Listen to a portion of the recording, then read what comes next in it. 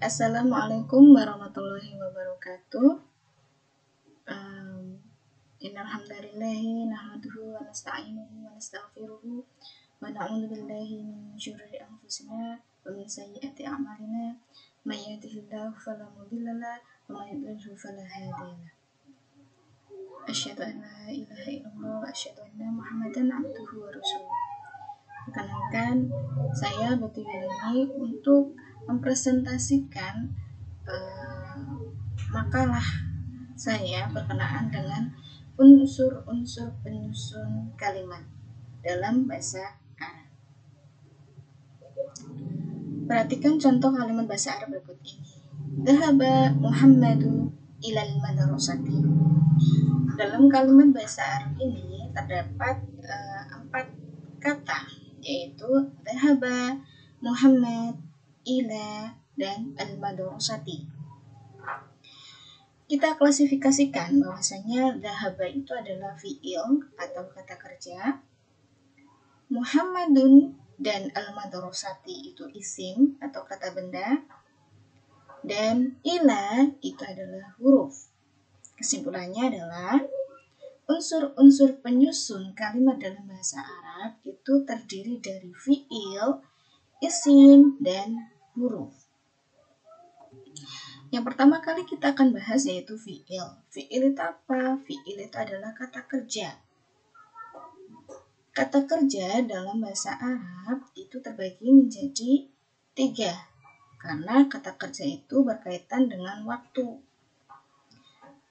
Fi'il madhi adalah kata kerja yang telah dikerjakan. Contohnya, dhahaba, kharaja, qara'a. Yang kedua adalah fi'il mudhari'. Yang kedua adalah fi'il mudhari', yaitu kata kerja yang akan atau sedang dikerjakan. Contohnya, yadhabu, yakhruju, yaqra'u. Dan yang terakhir adalah fi'il amr, yang berarti adalah kata kerja perintah. Seperti contohnya idhab, ukhruj, iqra'. Idhab apa artinya? Pergilah. Ukhruj, keluarlah. Iqra', bacalah. Nah, agar kita mengetahui kalimat tersebut atau kata tersebut merupakan fi'il, maka kita harus paham tanda-tanda fi'il. Nah, tanda-tandanya apa? Yang pertama itu didahului huruf qad. Qad itu taukid ya, untuk menekankan, yang artinya sungguh. Apabila qad itu masuk di fi'il madhi, contohnya qad aflahal mu'minun, artinya sungguh telah beruntung orang-orang mukmin. Tapi kalau qad itu masuk di fi'il mudhari', maka artinya jarang atau kadang-kadang.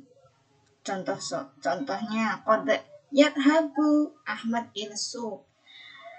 Ahmad kadang-kadang pergi ke pasar. Yang kedua diawali huruf sin tanfis.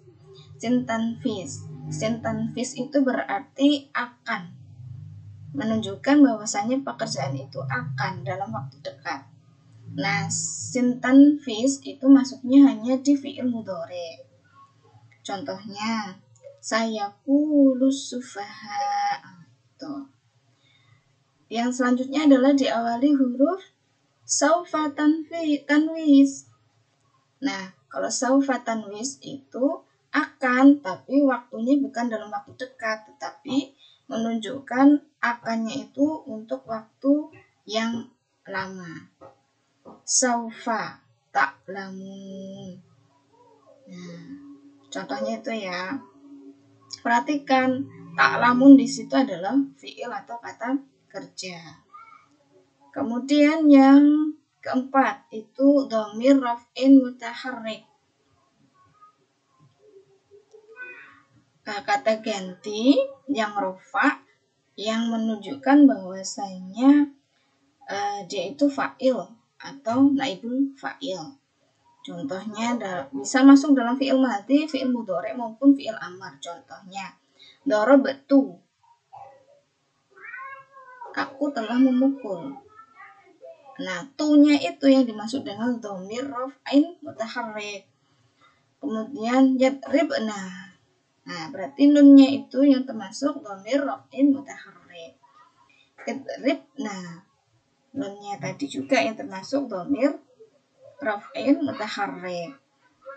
Selanjutnya nun taukid. Nun untuk menekankannya bisa masuk dalam fi'il mudhari maupun fi'il amr. Dan yang terakhir adalah ya muannas mukhatabah. Ya muannas mukhatabah itu adalah yang menunjukkan bahwasanya pelakunya itu perempuan dan yang sedang kita ajak berbicara. Hanya masuk dalam fi'il mudhari dan fi'il amr. Perhatikan ya yang di belakang.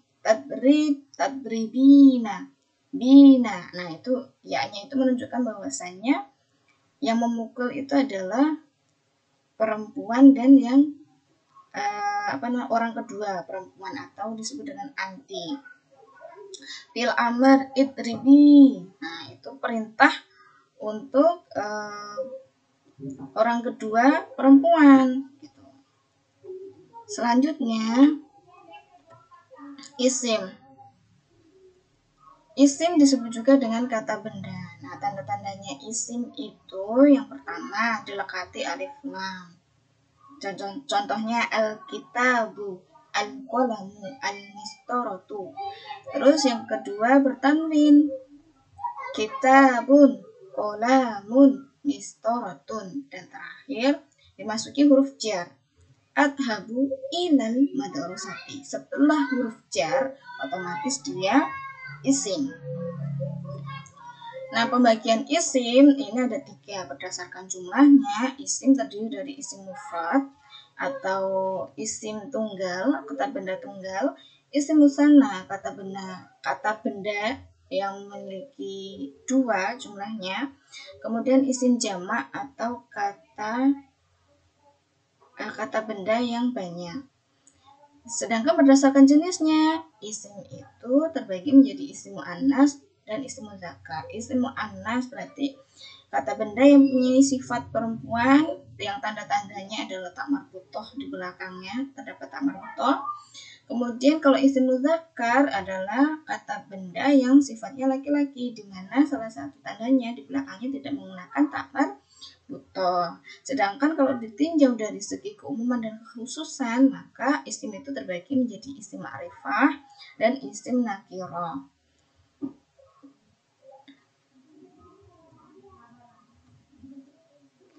Nah, sekarang huruf. Yang terakhir adalah huruf. Unsur-unsur penyusun kalimat dalam bahasa Arab yang terakhir adalah huruf. Nah, huruf ini juga dibedakan menjadi 2 ya, huruf mabani dan huruf ma'ani. Nah, huruf mabani sendiri adalah huruf yang dia itu tidak memiliki arti apabila dia berdiri sendiri. Seperti hanya huruf hijaiyah, alif, ba, ta. Tapi ketika dia tersusun dari beberapa huruf, dapat menjadi sebuah kalimat atau kata ya dalam bahasa Indonesia. Kemudian kalau huruf ma'ani itu dia hurufnya itu mengandung makna sekalipun dia berdiri sendiri.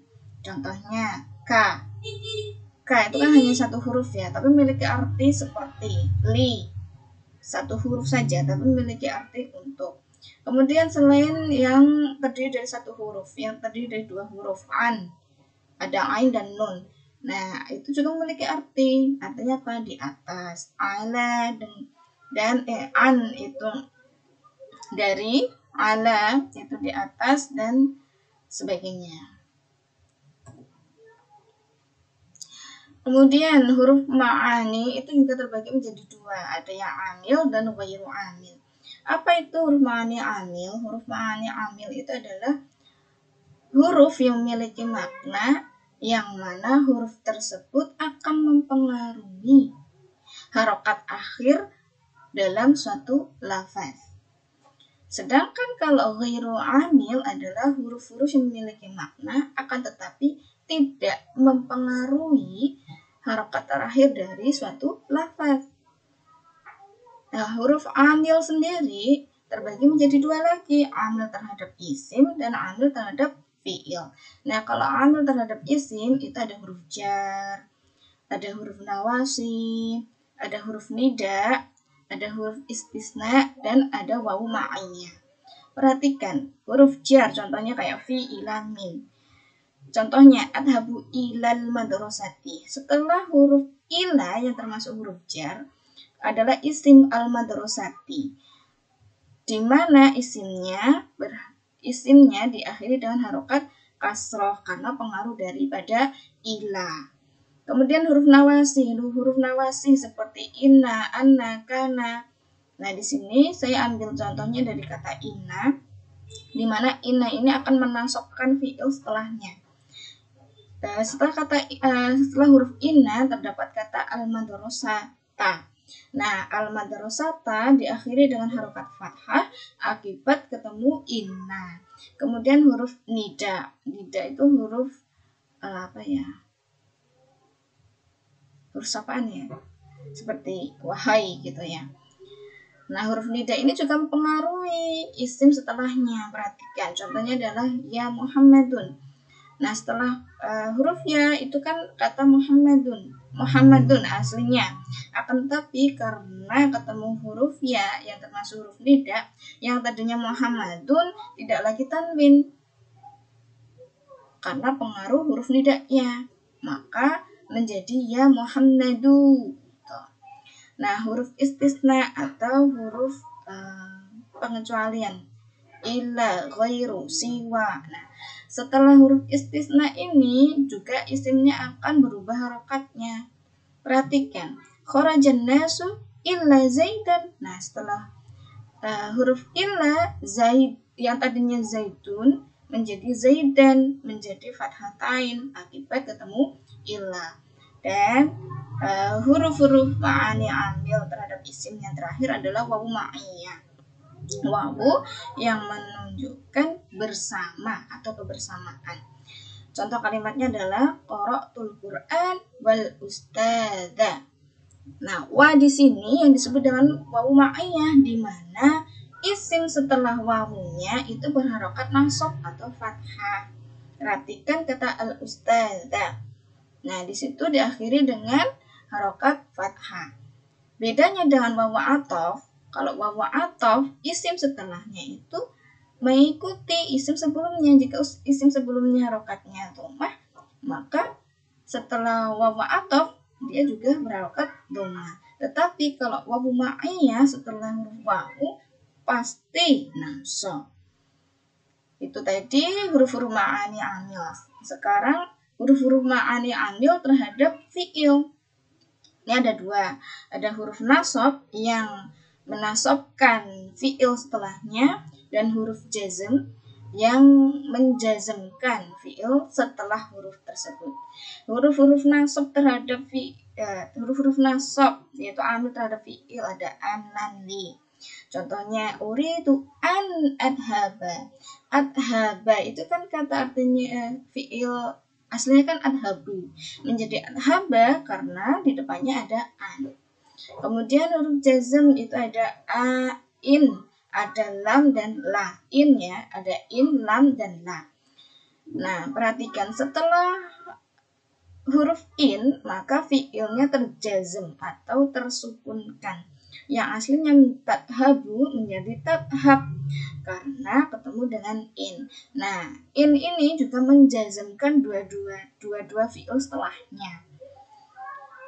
Yang terakhir adalah huruf-huruf ghairu amil. Nah, huruf-huruf ghairu amil itu adalah huruf-huruf yang tadi tidak mempengaruhi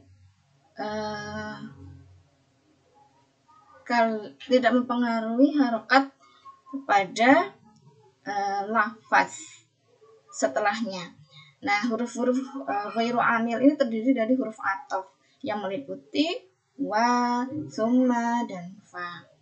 Nah, mungkin demikian yang dapat saya presentasikan.